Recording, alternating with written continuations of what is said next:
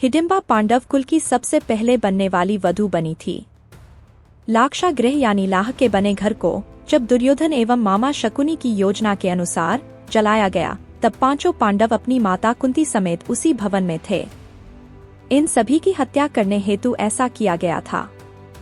अपने सामर्थ्य एवं दैविक कृपा से वो वहां से बच निकले और भेष बदल कर रहने लगे। इसी क्रम में वे एक जंगल में पहुंच गए।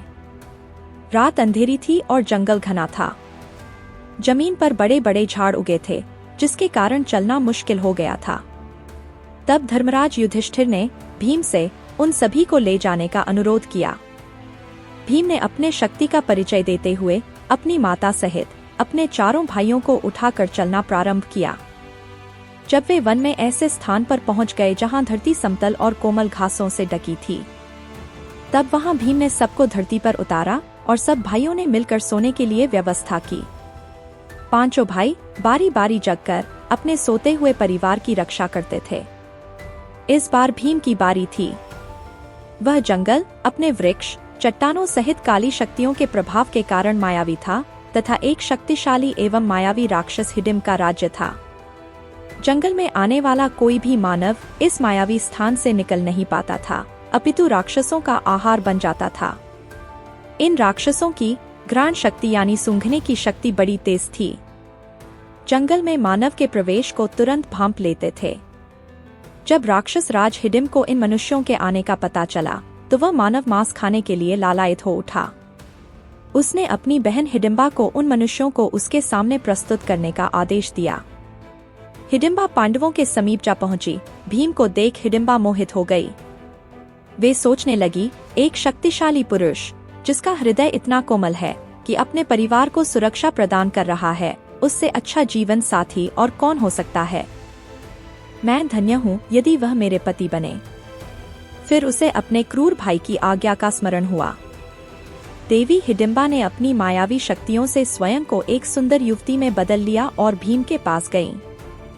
पहले जंगल में भटकी हुई युवती के भांति अनेक प्रकार की बातें कहीं। फिर जब भीम ने उन्हें रक्षण देने की बात कही, तब वो वहीं पर बैठ गईं। हालांकि आराम कर रहे अर्जुन एवं युधिष्ठिर को देवी हिडिंबा पर धीरे धीरे संदेह भी होने लगा था, परंतु उन्होंने सुरक्षा को ध्यान में रखते हुए सोए रहने का स्वांग किया। आसपास क्या हो रहा है, इस पर चुपचाप ध्यान दे रहे थे। इधर देवी हिडिंबा से भी यह सच छुप नहीं रहा था। तब उन्होंने भीम को बता दिया कि मुझे मेरे भाई राक्षस राज हिडिंब ने आप सभी को भ्रमित कर उस तक पहुंचाने के लिए प्रतिनियुक्त किया है, परंतु आपको देखकर मैं आपसे प्रेम करने लगी हूं। मैं आपसे विवाह करना चाहती हूं। मैं आप सभी को यहां से बाहर निकलने का रास्ता आपको बता देती हूं। मेरा भाई हिडिंब बहुत ही पराक्रमी, मायावी और क्रूर है। उसके आने से पहले आप लोग सुरक्षित स्थान पर चलिए। भीम ने उत्तर देते हुए कहा, देवी, मैं आपको नहीं जानता, परंतु आपको इतना बता दूं कि हम पांचों भाई क्षमता में किसी से कम नहीं हैं। मैं वृकोदर किसी भी राक्षस को समाप्त करने में सक्षम हूं, इसलिए मुझे इनकी निद्रा भंग करने की आवश्यकता नहीं है। अब ध्यान से उन महान मनुष्य को देखिए। वे धर्मराज मेरे बड़े भाई हैं। उनकी अभी शादी नहीं हुई है। मैं अभी किस प्रकार विवाह कर सकता हूँ? चर्चा चल ही रही थी कि राक्षस राज हिडिंब वहां पहुंच गया। अपनी बहन को ऐसे विभूषित देख वह क्रोध से भर गया। अपनी बहन और सभी पांडवों को मृत्यु दंड देने का निर्णय लिया। दूर से ही अपने भाई के घातक रूप को देख देवी हिडिंबा भयभीत हो गई और भीम को अपने परिवार को जगाकर सुरक्षित स्थान पर ले भागने को कहा। परंतु वे कह भी किस से रही थी? महाबली भीम से, जिन्हें राक्षसों और जानवरों से लड़ना पसंद था। भीम ने हिडिंबा से कहा, यह याचना अनुचित है। मैं पीठ दिखाकर भागने वालों में से नहीं, ना ही ऐसे राक्षस की उदंडता के लिए अपने परिवार की निद्रा भंग करूंगा। युधिष्ठिर एवं अर्जुन सतर्क हो सब सुन रहे थे, परंतु सोए मनुष्य के भांति स्थिर थे। भीम ने क्षण भर में हिडिंब को पकड़कर घसीटते हुए दूर स्थान पर ले गए। यह देख युधिष्ठिर एवं अर्जुन उठने का स्वांग करने लगे। उन्हें जागता देख हिडिंबा ने विनम्रता से पांडवों को सब बताया। बाकी सब हिडिंबा की बात सुन रहे थे, परंतु युधिष्ठिर एवं अर्जुन का पूरा ध्यान भीम पर था। अर्जुन ने भीम से चिल्लाकर कहा, भ्राता भीम, इस राक्षस का वध अतिशीघ्र कीजिए। यह सुन भीम ने घातक प्रहार से हिडिंब की पीठ के टुकड़े टुकड़े कर दिए। हिडिंब का वध होते ही सारे राक्षस भीम के सामने घुटने टेक बैठ गए और उन्हें अपना राजा मान लिया। तभी भीम ने कहा, मैं तुम्हारा राजा कैसे हो सकता हूँ? तुम राक्षस हो और मैं मनुष्य हूँ। तब उनके मंत्री ने कहा, हे राजन, हमारे यहाँ परंपरा है कि जो हमारे राजा को मारता है वही अगला राजा बनता है। एक शक्तिशाली राजा ही अपनी प्रजा को सुरक्षा प्रदान कर सकता है और प्रभु, आप तो राक्षस राज हिडिंब से भी अत्यधिक शक्तिशाली हैं। यह सुनकर भीम ने कहा, परंतु मैं आपका राजा नहीं बन सकता। तब फिर से हाथ जोड़कर उनके मंत्री ने कहा, राजन, ऐसा ना कहें, बिना राजा के प्रजा अनाथ हो जाती है, जंगल राज हो जाता है। इन सब बातों को सुनकर धर्मराज युधिष्ठिर ने विचार करने हेतु समय मांगा।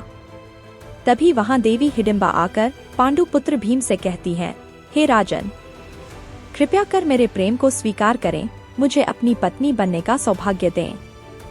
इस पर भीम ने कहा, ऐसा कैसे हो सकता है? तुम राक्षस कुल की हो, मैं मनुष्य हूँ। मेरे समाज में क्या तुम्हें वांछित स्थान मिल पाएगा? तब देवी हिडिंबा ने कहा, मुझे आपके समाज की स्वीकृति की इच्छा नहीं है, अपितु आपके स्वीकृति की इच्छा है। आप यहाँ का राजा बन मुझसे विवाह कर 1 वर्ष तक मेरे साथ रहें।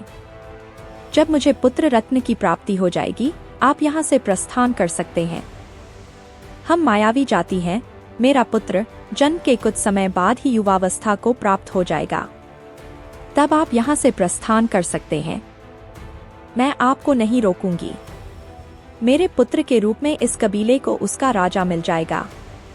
फिर रोते हुए माता कुंती के चरणों में गिरकर कहा, माता, एक स्त्री के प्रेम की पीड़ा तो आप ही समझ सकती हैं। मुझे अपनी पुत्र वधू स्वीकार कर लीजिए माता। 1 ही वर्ष की तो बात है, मेरा भी कल्याण हो जाएगा और इस कबीले का भी। माता कुंती ने देवी हिडिंबा से कहा, हे पुत्री, तुम्हारी बातें तो धर्म संगत लग रही हैं, मुझे विचार करने का समय दो।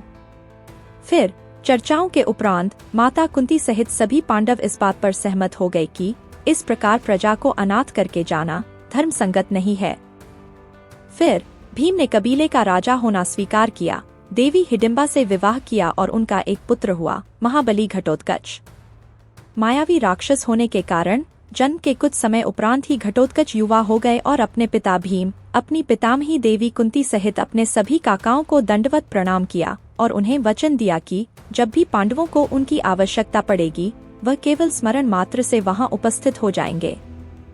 देवी हिडिंबा ने भी अपने वचन अनुसार अपने पति भीम, उनके भाइयों तथा उनकी माता देवी कुंती को विदा किया।